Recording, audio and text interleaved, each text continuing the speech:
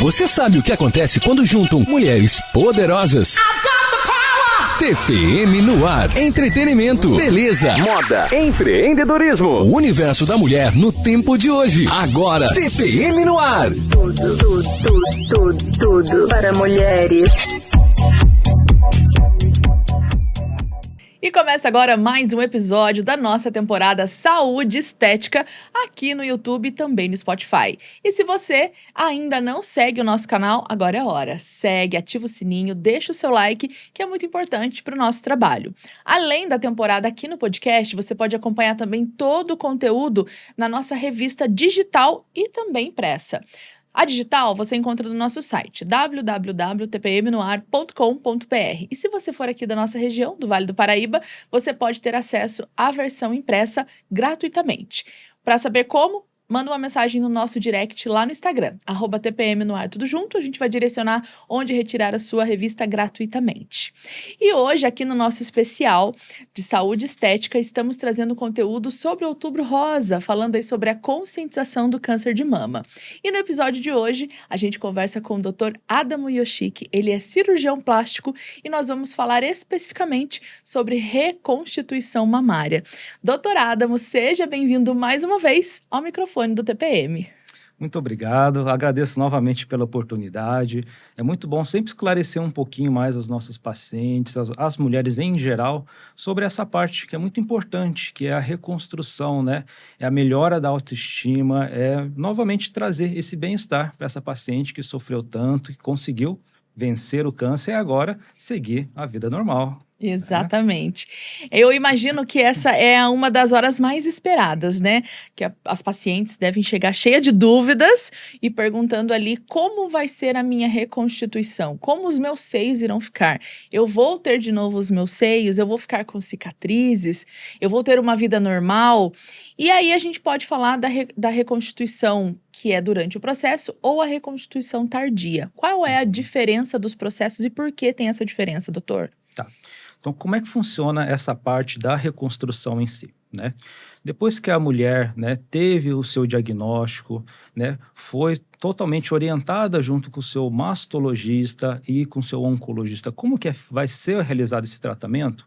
A partir do momento que ela tem a notícia que vai ser necessário fazer a retirada, né, na maioria das vezes total, ou seja, a mastectomia total, né, essa paciente, né, já se imagine mutilada, né, com alteração da sua fisionomia, a baixa da sua autoestima. Então, a cirurgia plástica vem nesse ponto para melhorar não só mesmo a anatomia dela, mas também essa parte da autoestima. Então, como é que funciona, né? A cirurgia plástica ela pode estar em duas etapas, né, diferentes ou associado na reconstrução de mama. Hoje em dia, na maioria dos grandes centros, né, são equipes que andam unidas, conversando entre si, que é a mastologia e a cirurgia plástica, na qual a gente pode, no mesmo ato em que o mastologista vai fazer a sua mastectomia, retirar a mama, o plástico ele já pode estar envolvido nessa primeira etapa, fazendo já a sua reconstrução. Excelente. Sendo ela já com volumizando a mama, sendo ela ou com uma prótese definitiva ou com um expansor, que mais para frente a gente vai explicar um pouquinho mais sobre isso, que seria um dispositivo provisório para depois sim fazer essa reconstrução definitiva, tá? Ou tardiamente, quando pela tipo histológico, ou pela necessidade, ou pela a velocidade que esse câncer vai agredir, o mastologista precisa tirar essa mama de um jeito mais acelerado, sem conseguir fazer essa ligação com a equipe da plástica, aí num segundo tempo, que a gente fala que é uma reconstrução tardia, onde depois que ela já teve todo o seu tratamento finalizado, já está curada, aí sim a cirurgia plástica vai intervir com outras técnicas cirúrgicas para reparar essa mama também. Excelente. Tá? Doutor, e quando a paciente, ela tem a observação, ela tem a autorização para fazer a cirurgia durante o processo, já junto com a cirurgia do mastologista. Essa cirurgia, ela funciona de que maneira? Você fala em relação à parte de reconstrução imediata. Isso. Né? Então, a partir do momento que está indicada a cirurgia, né, com o mastologista, a gente entra em contato e no mesmo dia que ele vai fazer a retirada, a cirurgia plástica, logo a seguir, que termina de fazer a retirada, a gente vai fazer a reconstrução, principalmente com o uso de expansor, que é uma coisa muito mais rotineira, com mais segurança, e também a depender de qual tipo de tratamento depois da cirurgia, que a cirurgia em si não é o término, né? Ela é uma das etapas até a cura. Sim. Então, a gente pega o expansor, né? Como foi retirada todo o tecido, né? A anatomia da mama da mulher é pele, gordura, glândula e músculo. Como foi retirado toda a glândula e a gordura, ia ficar basicamente pele e músculo. Então, eu não conseguiria ter um local com segurança para colocar esse expansor ou prótese acima da musculatura. Então, por segurança, a gente coloca ele embaixo do músculo peitoral maior. Certo. Aí, só faz a introdução, né?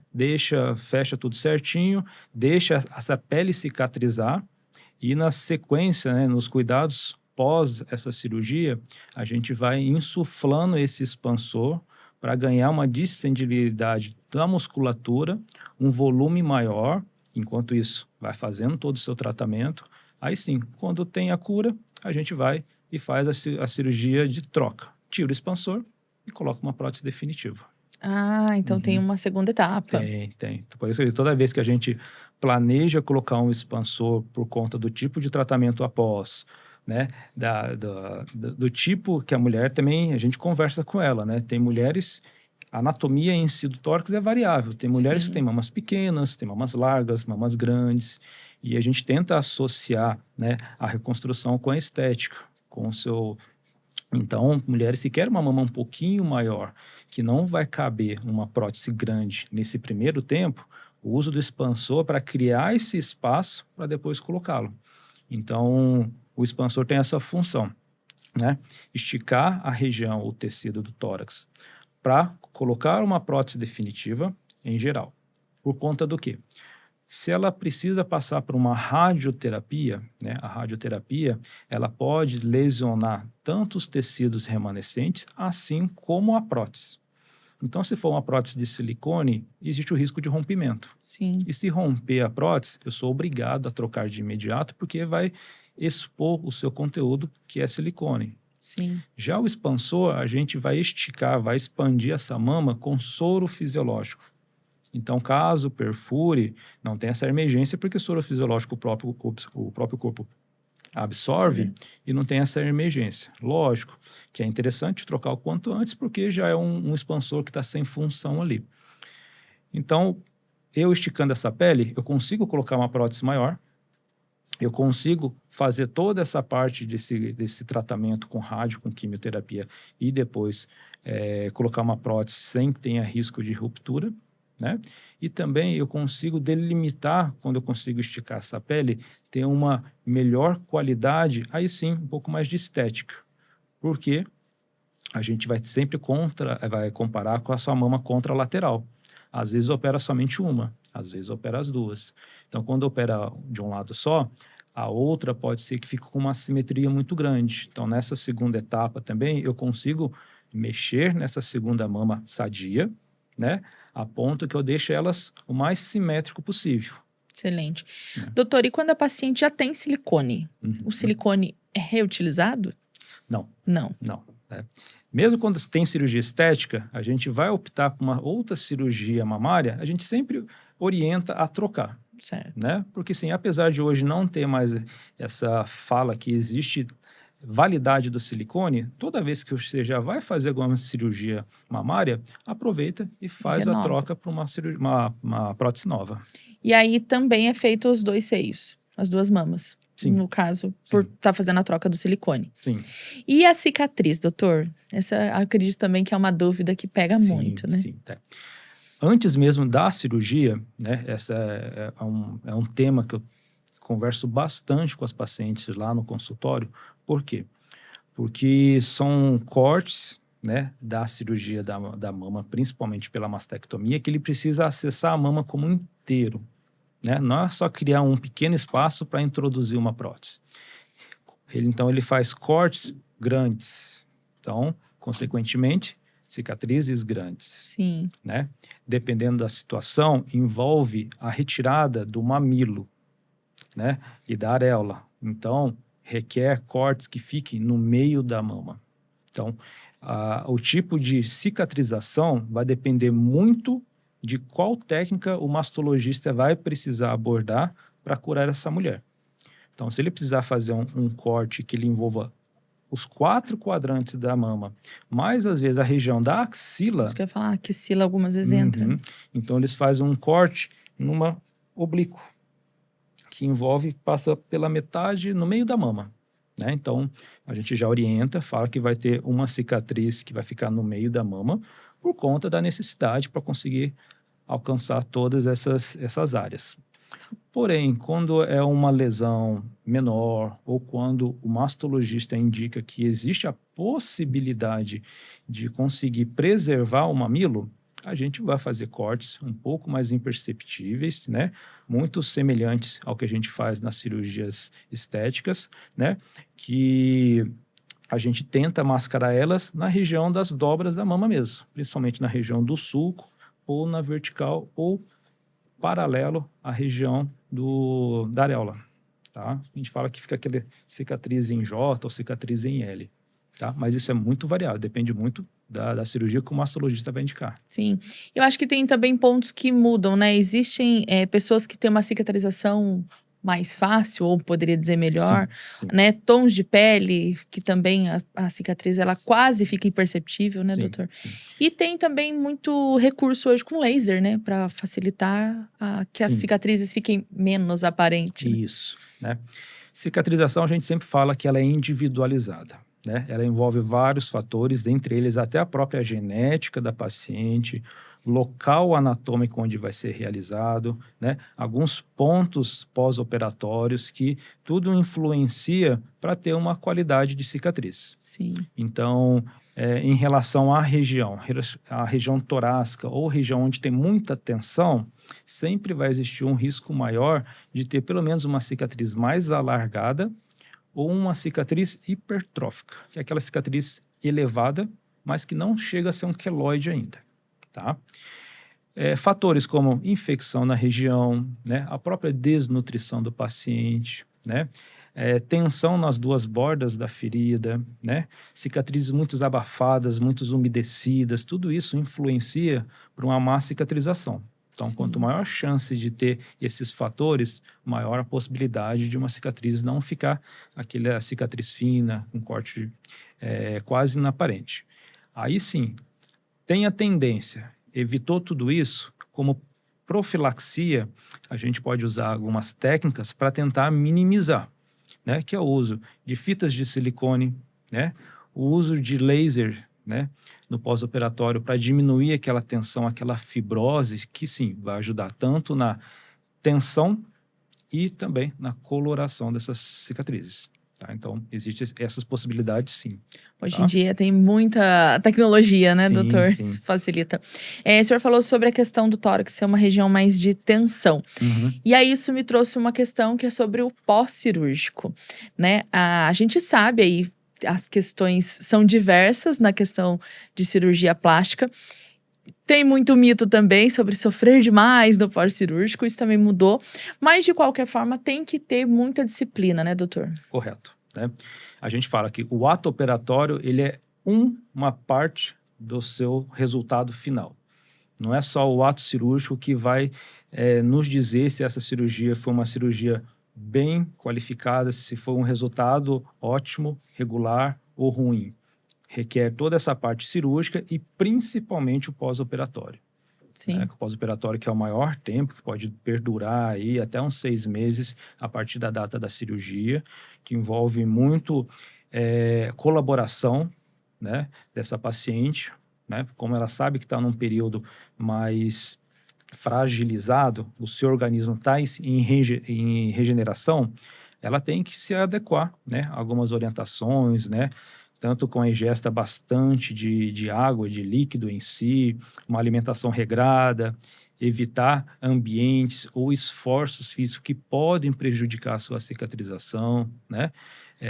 Alguns tipos de tecido ou mesmo de contato para evitar contaminação. Nossa. Então, tudo isso deve ser levado em consideração. E acessórios que nos auxiliam tanto numa fixação, né, deixar uma prótese mais bem justa, assim também como evitar que acumule líquido embaixo da pele, porque lembrando que era uma região onde tinha um volume e de uma hora para outra retirou todo esse volume.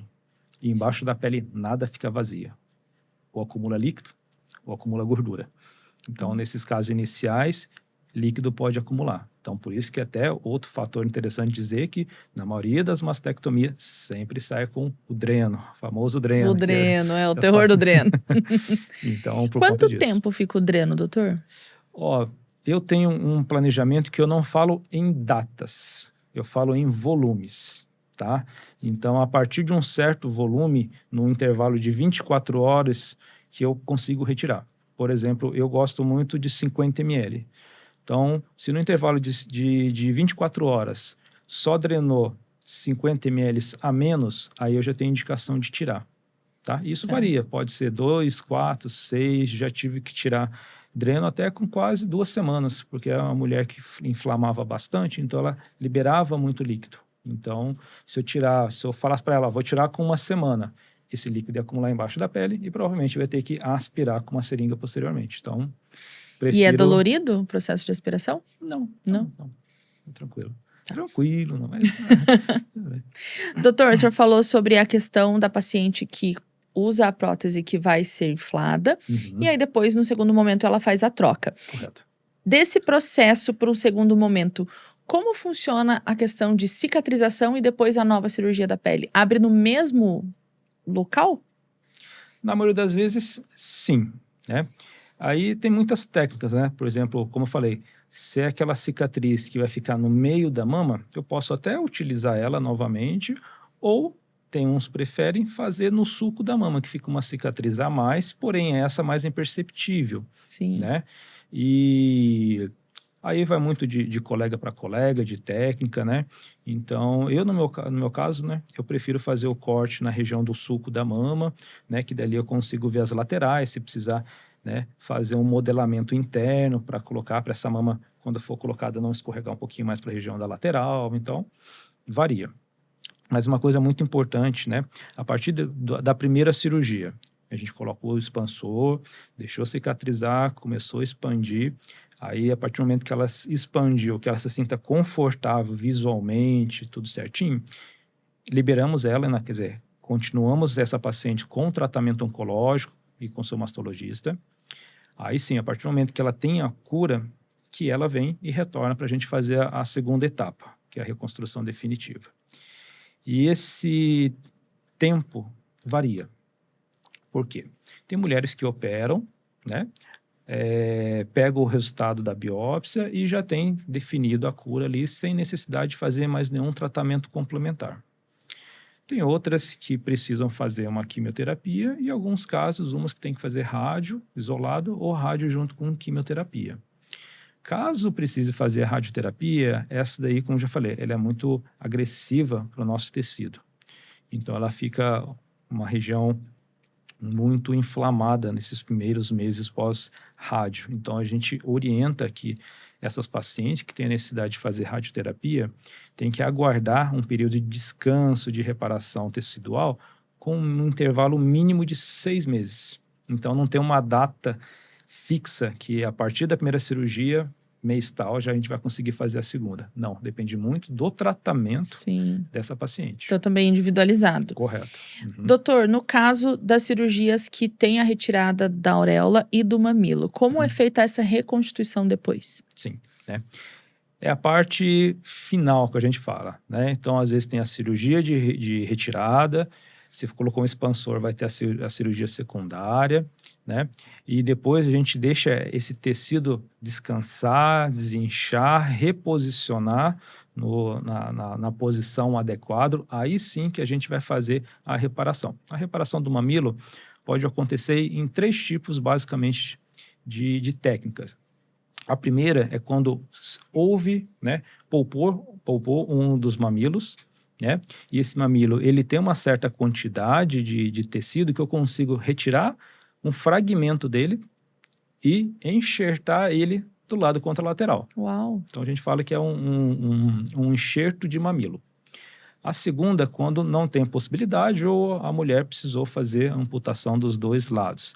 Aí a gente faz retalhos, né? A própria pele da região, a gente faz em costuras, em aspiral ou em rotação, que deixa essa pele com alto relevo, né? Simulando na hora que a gente vai fazer qualquer tipo de palpação, um alto relevo parecendo um mamilo. Sim. Entretanto, a coloração ainda vai ser a coloração da pele. Aí, essa paciente vai necessitar de fazer pelo menos uma pigmentação ali para ter essa impressão de um mamilo. Sim. Ou tem pacientes que já estão, né, um pouquinho sobrecarregadas, já não querem fazer outros procedimentos cirúrgicos, mas querem fazer a reconstrução da areola, opta para fazer a micropigmentação 3D ou micropigmentação paramédica, que nesses casos são profissionais, na maioria das vezes deles são tatuadores, que têm essa especialidade, que vão fazer somente a marcação, né, a tintura em 3D, que visualmente vai parecer,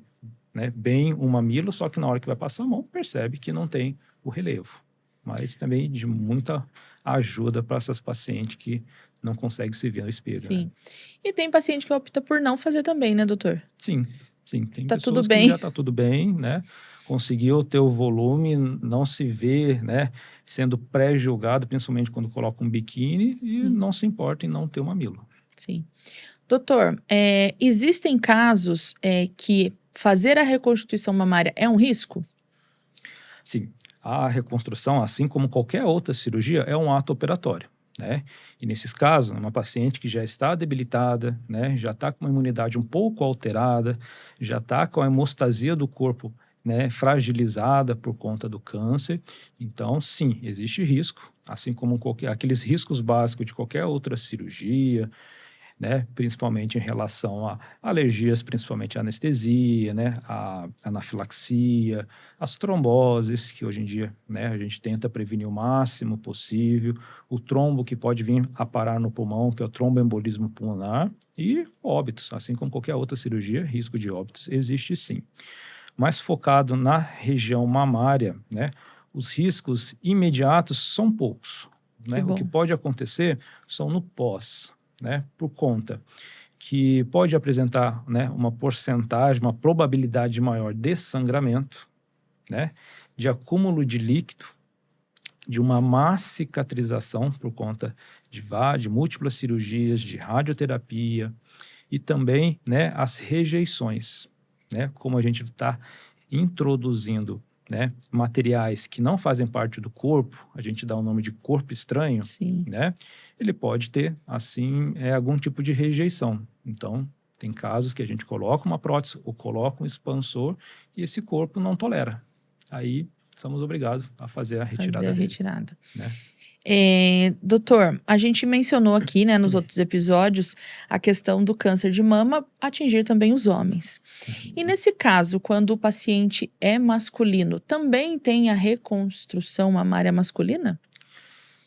A gente fala, não dá o nome de reconstrução, né? Porque assim, quando a gente percebe que o homem apresenta essa glândula, né, mamária, que se dá-se o nome de ginecomastia, né, a gente já orienta, antes mesmo de ter algum tipo de lesão, fazer a sua retirada. Certo. Diferente da mulher, o homem não tem o hábito de se cuidar, autoexame, né, mamografia, ultrassom das mamas. Então, né, quando perceber que tem alguma lesão, já é uma coisa um pouco mais avançada. Então, tá lá, tomando seu banho, percebeu que tem uma coisa diferente, começou a ficar dolorido, saiu alguma secreção, ele faz uma ultrassom, percebeu que tem glândula, né, a ginecomastia, a gente já orienta a fazer a sua retirada. Né? Já não espera chegar a uma possibilidade de câncer, porque o homem não vai fazer o seu tratamento, o seu acompanhamento anual, semestral, já indica fazer a sua retirada. E nos homens não fica um vazio que deforme? Não, nem tanto, porque a distensão, a anatomia do tórax masculino, ele não tem aquele volume mamário, né, saliente. Quando tem, aí sim a gente tem que retirar essa glândula e pele, fazer como se fosse, né, uma cirurgia estética de redução de mama, para poder deixar ele compatível com o tórax masculino. Mas na maioria das vezes, quando eu imagino como a chia grau 1, grau 2, que fica só um volume bem atrás do mamilo, a gente tirando aquele tecido, a pele automaticamente se adere na musculatura, né? Lógico que o tecido, o tórax mamário masculino também tem um pouquinho de gordura, essa Sim. gordura se preenche ali, e a gente orienta esse paciente a fazer academia para, né, hipertrofiar Ganhar o massa tórax. muscular. Com certeza. Doutora Adamo, nós estamos trazendo aqui a questão do paciente que tem o tratamento pelo SUS. E aí, no processo de atendimento pelo SUS, hoje, aqui falando da nossa região, Taubaté, Vale do Paraíba, ele flui muito bem. Então, o paciente já é encaminhado para você com os períodos certos, não tem uma questão de fila de espera ou negligência?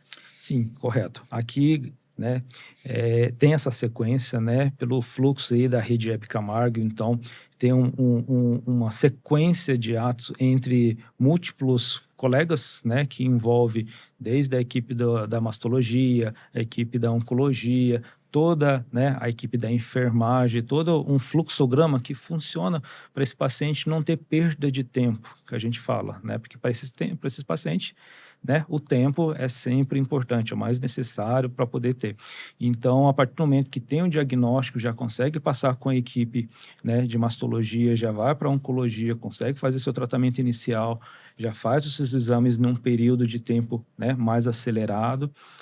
Acaba a última quimioterapia, caso tenha necessidade, a gente já consegue planejar em um mês, né, no máximo, já fazer a sua retirada, que daí a partir do momento que retira essa mama aí, a gente consegue planejar com mais calma, reconstruir tudo certinho, mas ter um bom fluxo, né, para a gente ter uma maior chance de êxito de cura para esses pacientes. Excelente. Nós mencionamos aqui no começo da nossa conversa, doutor, primeiro vem a questão da saúde, obviamente, mas existe sim a questão estética. E aí, nessa questão, quando chega no ponto estético, tem muito questionamento. As pacientes, elas ficam com dúvidas se aquela cirurgia, se aquele silicone, ela vai ter que trocar depois. Tem quem opte e fala, eu não quero colocar silicone. Como é todo esse processo da consulta e até chegar no centro cirúrgico com essas pacientes? Assim, né? Só o fato dela falar que vão passar com a equipe da plástica, independente da lesão ou não, já cria uma expectativa. Sim. Né? Tem umas que já estão uma expectativa um pouco mais conformada com a situação, tem umas que têm umas expectativas uma expectativa um pouco mais irreal com a situação, né? E tem umas que, né, vêm queixando-se da situação e planeja, vê certinho, né? Tá naquela fase ainda de um pouquinho de negação, então não sabe como é que vai ficar aquele temor, né, do tipo de corpo que vai ficar após a cirurgia. Então, sim, tem uma expectativa, né? Lógico, a gente tem que alinhar sempre a expectativa. Para o caso que é uma reparação, né? Lógico, o plástico ele não separa, isso daqui é cirurgia reparadora, isso daqui é cirurgia estética. A gente sempre tenta alinhar o máximo possível as duas linhas, as linhas da cirurgia, porém tem alguns limites. Elas podem escolher o tamanho da prótese? Tem Sim, essa liberdade? Sim. Depende, por isso que eu falo, depende muito do planejamento da cirurgia inicial. Mulheres que querem próteses grandes, ou querem em si, não próteses, mamas grandes, Sim. requerem volumes grandes. Né? E lembra que eu falei que A pele. Não tem excesso de pele e eu preciso colocar essa prótese protegida pelo músculo.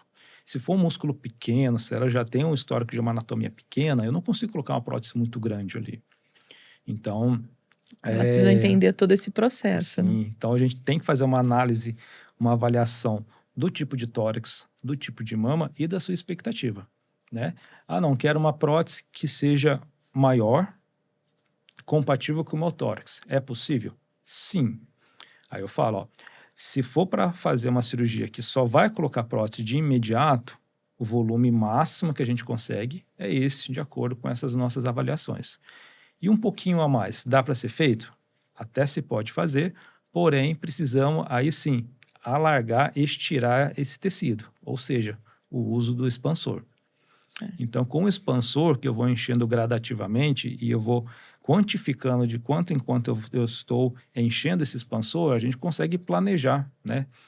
300 ml, 400 ml, 500 ml, porque eu já estou enchendo ele devagarzinho ali e consigo. Então, assim, dá para a gente ter um planejamento do volume que a gente vai colocar e elas também. Então, queria uma prótese de 500, dependendo do tipo, é possível sim. Para as mulheres que estão passando e enfrentaram, né, o processo da doença, do câncer, eu imagino que a hora que chega até você é aquela luz no fim do túnel, né, doutor?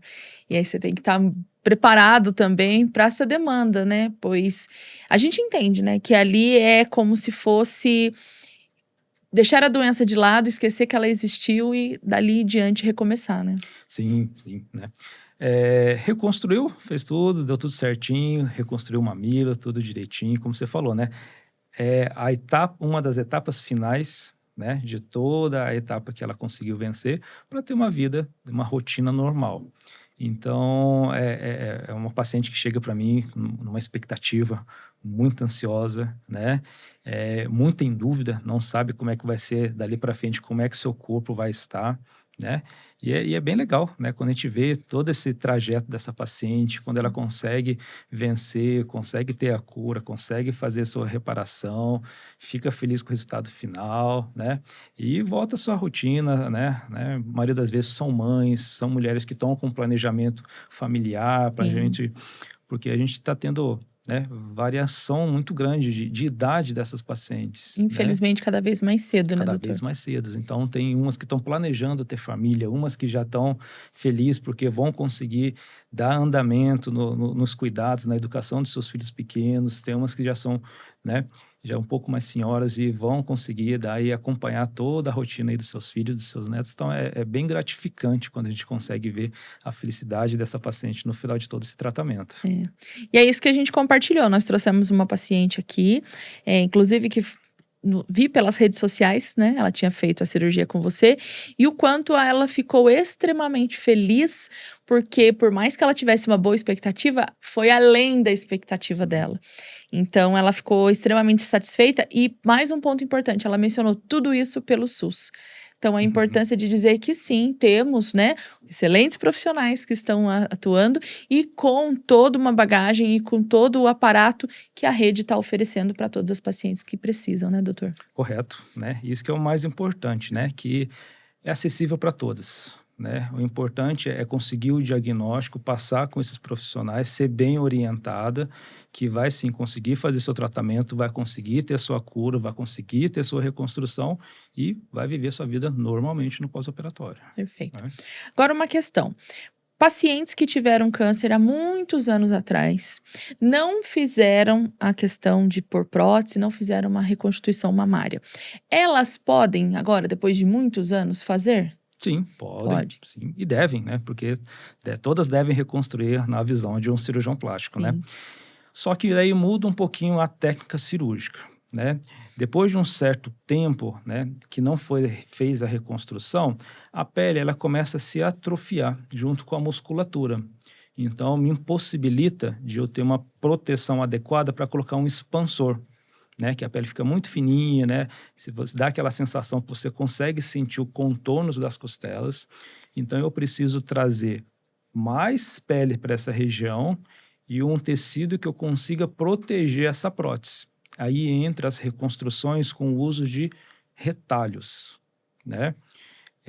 Podendo ser somente o volume do retalho, né? Basicamente pele, gordura e músculo, ou associado a isso a uma prótese também, né? Duas técnicas são bastante difundidas desse tipo de reconstrução, que é um chamado de TRAN, na qual eu utilizo a pele do abdômen junto com um dos músculos reto-abdominais, que é o famoso músculo do gominho, que a gente traz ele retrogradamente, traz para a mama e dá o volume do músculo e da pele.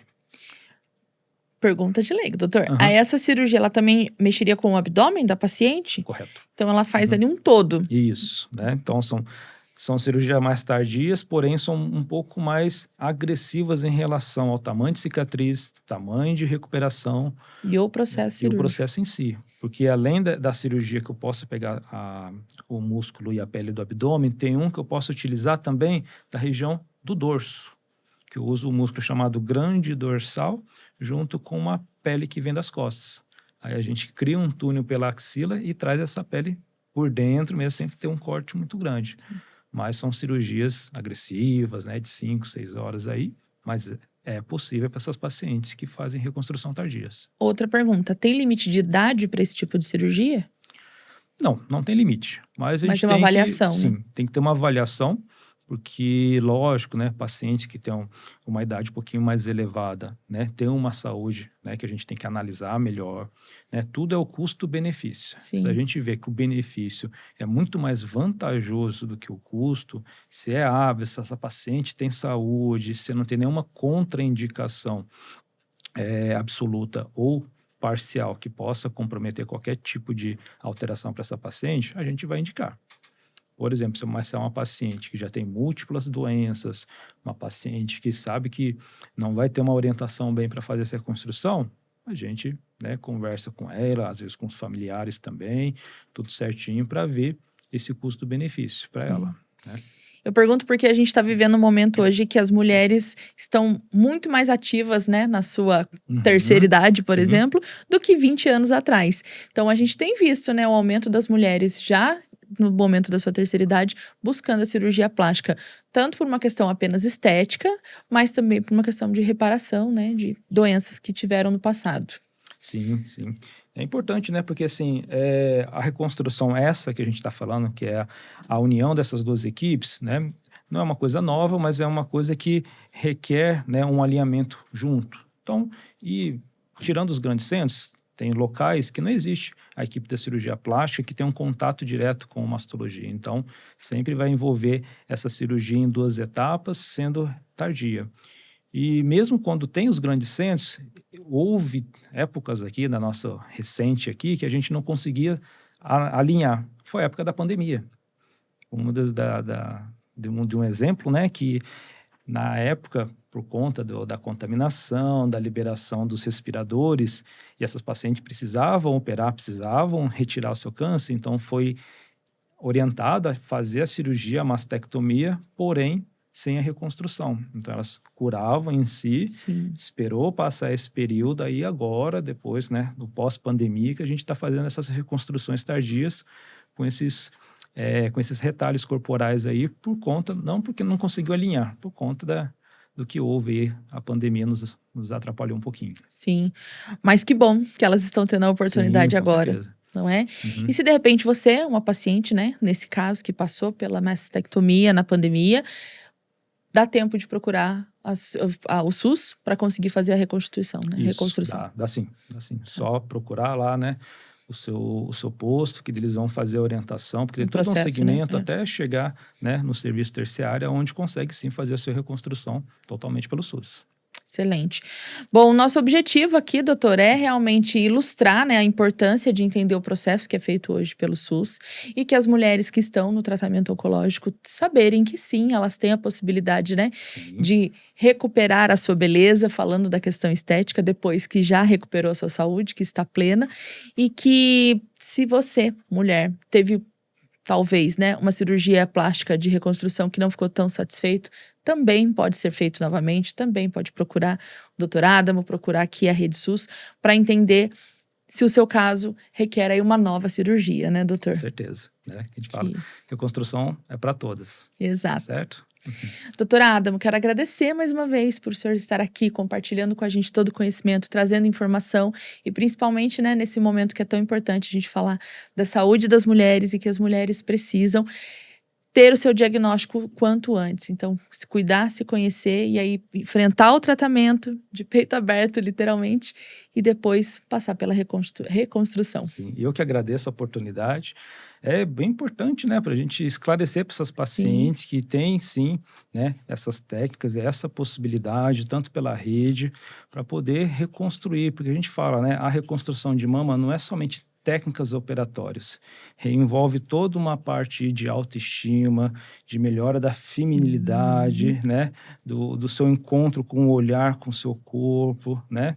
Essa mulher que passou por uma etapa bem devastadora mentalmente, fisicamente, quando consegue reconstruir e voltar à sua rotina para o plástico, é a maior vitória que tem. Exato. E obrigado por ser tão humano, doutor Adamo, Eu que agradeço. né? De entender realmente a importância da beleza e da recuperar a autoestima para a saúde mental das Com mulheres. certeza. Muito obrigada. Eu que agradeço.